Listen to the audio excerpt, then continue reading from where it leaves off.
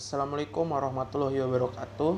Kami dari kelompok 5, kelas 18C Manajemen, ingin mempresentasikan mengenai mengembangkan dan meningkatkan kreativitas yang beranggotakan Rosiana Kamalinda, NPM 0144, Realita Lahadsni, NPM 0164, Muhammad Valdanu, NPM 0179, Irfan Wahyu Nugroho, NPM 0192, dan Desalva Galih Pradana, NPM 0195. Selanjutnya, mengembangkan dan meningkatkan kreativitas berfokus pada ciri-ciri individu yang mendukung perilaku kreatif dan menghapuskan halangan-halangan yang merintangi kreativitas. Meskipun kreativitas terjadi pada alam bawah sadar, kita dapat secara sadar membangkitkan sari-sari kreativitas kita.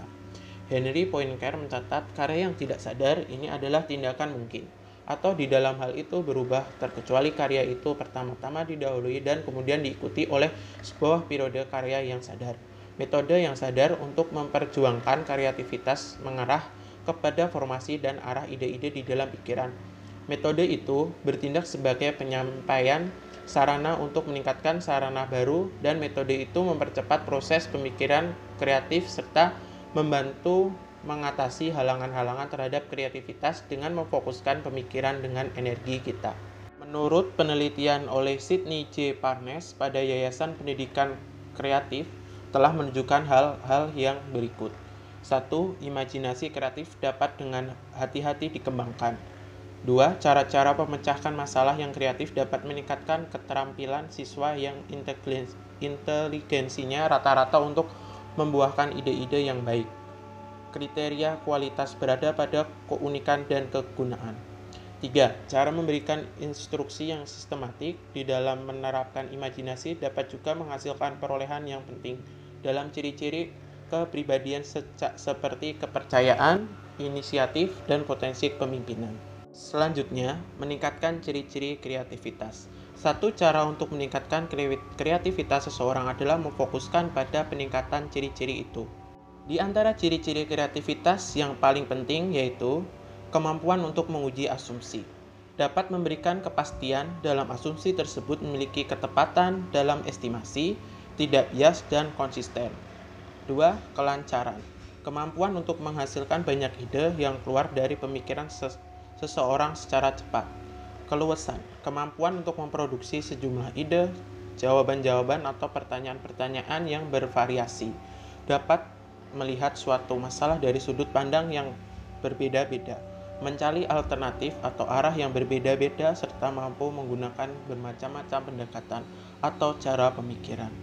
Dan terakhir, keaslian adalah berupa ide dan gagasan yang benar-benar datang dari sang pencipta dan bukan hasil dari jiplakan karya orang. Slide selanjutnya, latihan untuk mengembangkan pikiran, yaitu ada 1. Latihan kelancaran, 2. Latihan fleksibilitas, 3. Latihan keaslian, 4. Pengilhaman, 5. Sinetik, 6. Daftar untuk mengecek, 7. Pertalian yang dipaksakan, 8. Pendaftaran atribut, dan 9. Analisis morfologis, yang selanjutnya akan dijelaskan oleh presenter berikutnya. Oke, selanjutnya kita akan membahas latihan untuk mengembangkan pikiran. Yang pertama itu ada latihan kelancaran, di mana dalam latihan kelancaran kita memerlukan beberapa tahapan untuk mendapatkan suatu ide. Yang pertama itu untuk menjadi lancar, biarkanlah pikiran kita itu bergerak bebas dan tuliskan ide-ide apa saja yang muncul dalam pikiran kita. Selanjutnya, hapus semua ketakutan yang mungkin kita hadapin saat itu. Karena ketakutan merupakan hambatan, jadi ketika kita berpikir, hilangkan semua ketakutan-ketakutan itu dan pikirkanlah apa yang kita pikirkan. Selanjutnya, jangan memberi penilaian sebelum memeriksa semua ide. Lalu gunakan satu ide sebagai rangsangan. Setelah mendapat satu ide rangsangan, kita bisa mencari ide-ide lainnya dalam lingkungan kita. Nah, prakteknya kalian bisa mencoba contoh berikut ini. Dalam waktu 30 detik, tuliskan sebanyak kata yang Anda dapat dan dimulai dengan suku kata re. Nah, nanti kalian bisa lihat kalian mendapat berapa kosakata dalam waktu 30 detik menggunakan kata yang dimulai dengan suku kata re. Latihan yang selanjutnya adalah latihan fleksibilitas, di mana untuk meningkatkan fleksibilitas kita harus mencoba menggunakan bahasa-bahasa pemecahan masalah. Bisa kita petakan masalah itu menggunakan visualisasi, analogi maupun sebuah gambar. Dan pendekatan masalah ini jangan terikat pada pendekatan yang matematis. Selanjutnya ada teknik lain untuk memperbaiki fleksibilitas, yaitu dengan memecahkan problem menjadi beberapa bidang. Jadi kita petakan problem itu berdasarkan bidangnya masing-masing. Selanjutnya adalah latihan keaslian, di mana untuk meningkatkan keaslian jangan terlalu menekannya. Dalam artian kita tidak bisa terlalu menekankan diri kita untuk menghasilkan ide, karena itu justru akan mengundang banyak stres. Jangan terlalu mencoba terlalu keras agar sampai kepada aslinya. Nah, untuk itu kita bisa mengubah menjadi fokus pada pembangkitan sejumlah ide. Karena dengan kita fokus pada sejumlah ide, nanti keaslian akan mengikutinya. Dan percayalah saja bahwa diri Anda itu mempunyai kreativitas, sehingga tidak ada hambatan untuk Anda berpikir kreatif. Latihan mengembangkan pikiran yang keempat yaitu ada pengilhaman, di mana pengilhaman merupakan satu dari teknik yang paling populer untuk membangkitkan ide. Nah, pengilhaman ini diperkenalkan oleh Alex Osborne pada akhir tahun 1930, di mana pengilhaman didasarkan pada konsep bahwa kita tidak kreatif karena kita menyaring atau melarang sebelum meneliti ide-ide karena halangan-halangan perseptual. Nah, pengilhaman sendiri didasarkan pada 2 asas dasar dan 4 aturan. Kedua asas tersebut, yang pertama adalah menunda penilaian atau mengenyampingkan kritisme. Dan yang kedua, bekerja keras untuk mendapatkan kuantitas ide yang besar. Untuk 4 aturan pengilhamannya sendiri, yang pertama ada sampingkan kritisme, di mana kita harus menunda evaluasi sampai setelah ide-ide itu dikembangkan. Lalu yang kedua ada mengizinkan adanya diskusi bebas, di mana kita didorong untuk mengeluarkan setiap ide yang ada di otak kita. Semakin berani itu semakin baik. Yang ketiga, mencari banyak kuantitas ide. Dan yang keempat, mendorong kombinasi dan perbaikan. Hal ini sering disebut memangsa anak babi, yakni menggabungkan 2 ide sebelumnya atau memperbaiki sebuah ide sebelumnya. Pengilhaman ini biasanya sebagai sebuah teknik pemecahan masalah kelompok, di mana pemecahan masalah ini menggunakan fakta-fakta sehingga ide dari satu orang itu dapat merangsang ide orang lain.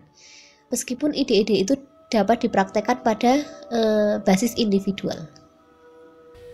Jadi selanjutnya adalah sinetik, yang mana ini merupakan model yang menggabungkan unsur-unsur yang berbeda dan nampaknya tidak relevan.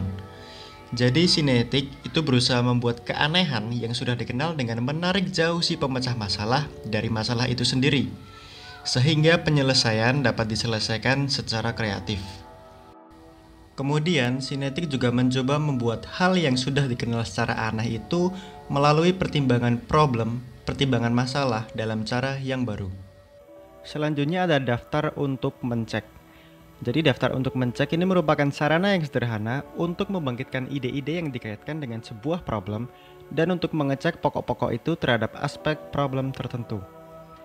George Polya itu menganjurkan untuk menggunakan daftar cek untuk memecahkan masalah secara matematis. Ini dilakukan agar dapat memahami problem, melengkapi perencanaan, melaksanakan rencana tersebut, dan untuk menguji pemecahan yang telah diperoleh. Selanjutnya ada pertalian yang dipaksakan.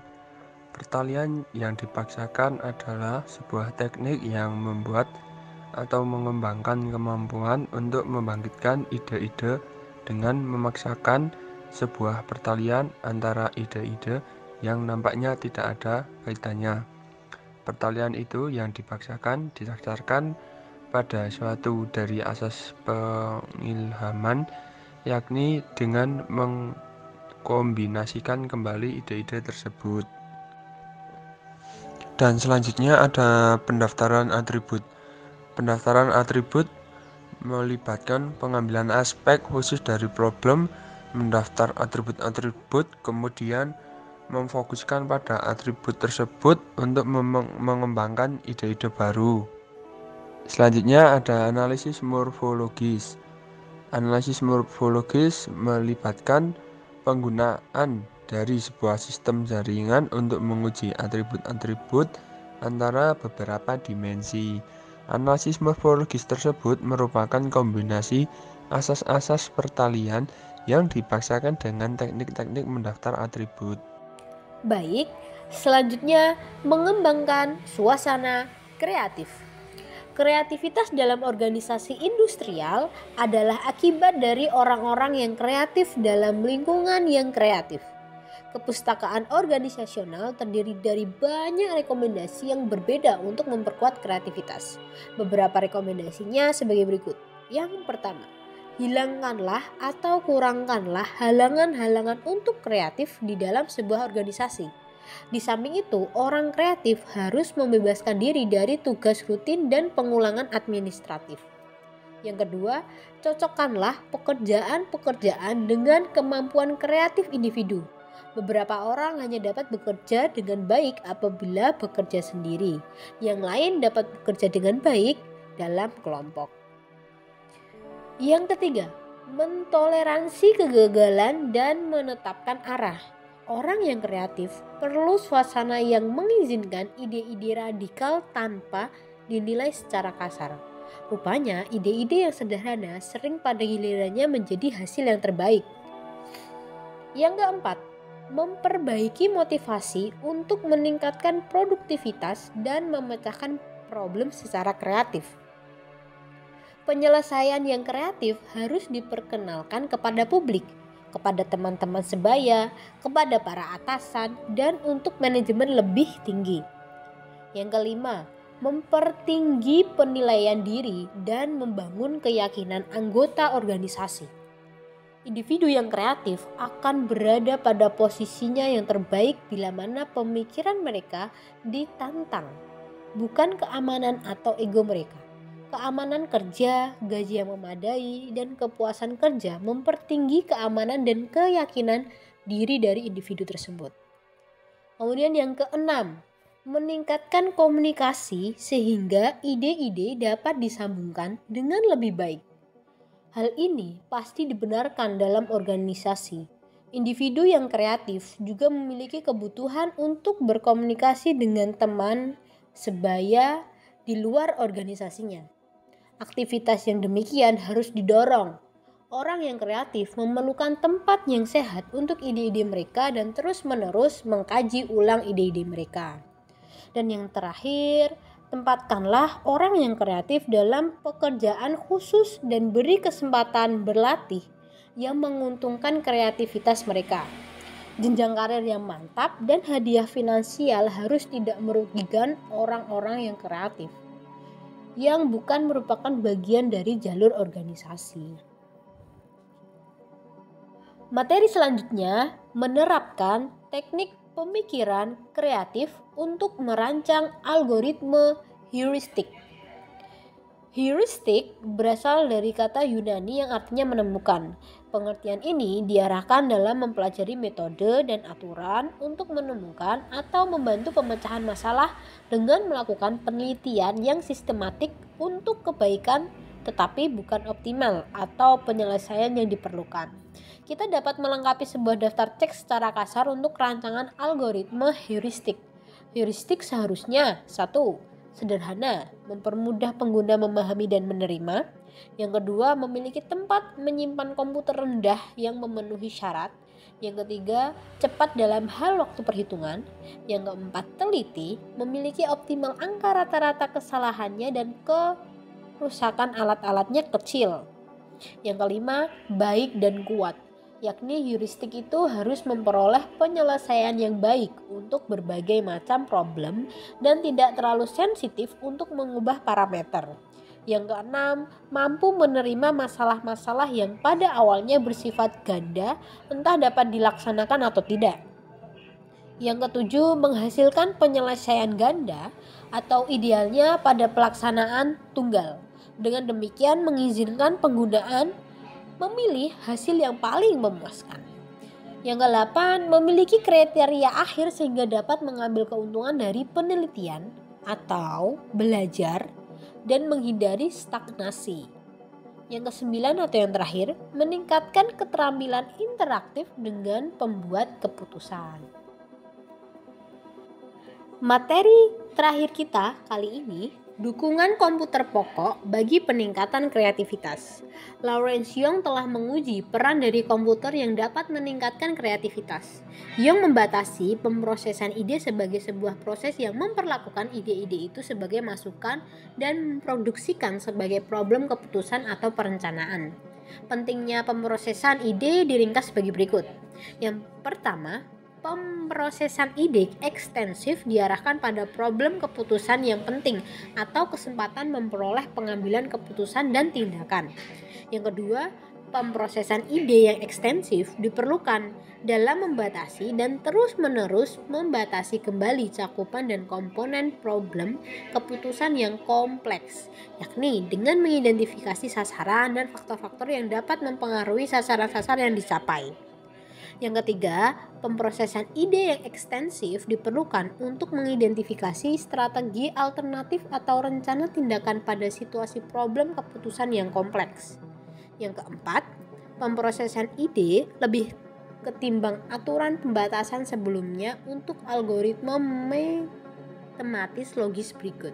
Sering merupakan sarana yang melalui sasaran itu sebuah keputusan dibuat di antara strategi-strategi alternatif. Bidang dari intelijensia artifisial sementara berhubungan dengan penangkapan dan pemrosesan keahlian manusia secara fundamental berbeda dari pemrosesan ide. Yong membantah bahwa seorang yang ahli sistem yang dapat bertindak sebagai konsultan yang kreatif harus dapat membangkitkan batasan problem baru. Contoh, dan menawarkan batasan-batasan itu kepada pengguna manusia demi penilaian atau reaksinya. Baik, terima kasih. Itu tadi materi dari kelompok 5 mengembangkan dan meningkatkan kreativitas. Terima kasih atas perhatiannya. Saya akhiri. Wassalamualaikum warahmatullahi wabarakatuh.